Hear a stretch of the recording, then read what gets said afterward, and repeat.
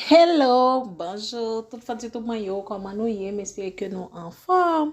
Je di an poton lot video pou nou par rapport a tit la miniature la nou ka deja we de ki sa mpral pale. Just avan menm ki mantre nan video wa, maman dek stou poko abone avek chanel la. Abone avek chanel la pa pou regret, pa bliye like, kite komantia, e pi partaje. Je di an pale danje ki genye, le yon mouche li menm li pose sou manje ke ou ap manje. Ki sa ou de fe le yon mouche pose sou manje ou, tibet sa yo ka pi danje ke sa ke ou pansi ya. Ou distre ou ap manje yon bagay, ou so prepare yon manje, et puis tout d'un coup, yon mouche li même li vini pose sou manje ya. Première réaction nou kon genye, se fel voler vite. Mais est-ce que ou te deja mande sa ka pase le yon mouche li même li pose sou manje ou? Cherche yo, ou te fè yon étude récent que quelques participants yo te répondre question. Si ou te nan yon restaurant manger, qui insecte qui ka fè ou suspend manger? Rat, ravette, mouche, fourmi ou soit couleuvre? Qu'est-ce nan yo? 61% nan moun ki te participe nan interview te déclaré que ravette yo te ka fè yo suspend manger, résultat pas étonné. Mais en révélation scientifique yo pita te fait pendant ravette yo pi dégoûtant, c'est que mouche yo même yo plus dangereux. Prends précaution avec mouche. Selon chercheur yo, mouche yo gen 2 fois plus chance pour capable semailler microbe que ravette. Ça arrive parce que mouche yo mange bagay qui plus dégoûtant tant que poupou, fatra en général ak bête qui nan état décomposant yo. En plus de ça, yo pas capable moulin, c'est ça qui fait pour yo manger, yo lage enzyme qui font manger. C'est comme ça yo ka paraître inoffensif et yo posé sous manger. Mouche ka transmet maladie.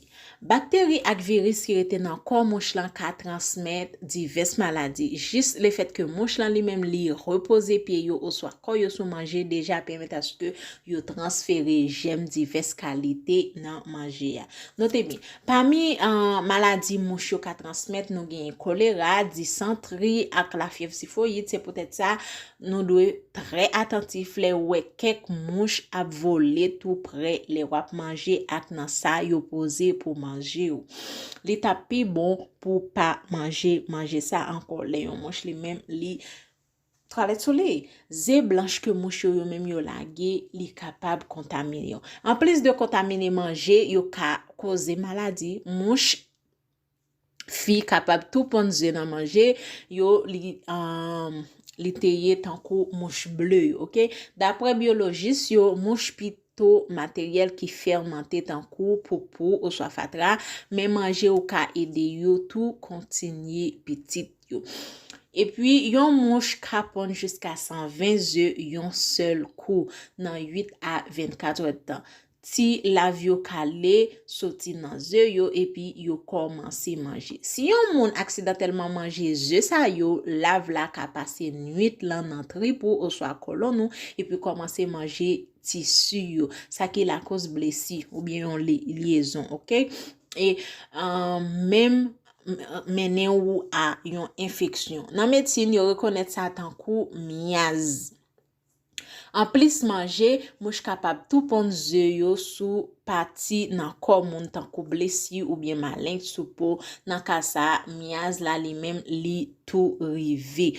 M'pense que c'est la même fait avec vidéo a pas oublier mes amours, abonnez avec channel là pour nous capable joindre plus vidéo, pas oublier like, commenter, partager et puis nous après encore dans d'autres vidéos. Bye.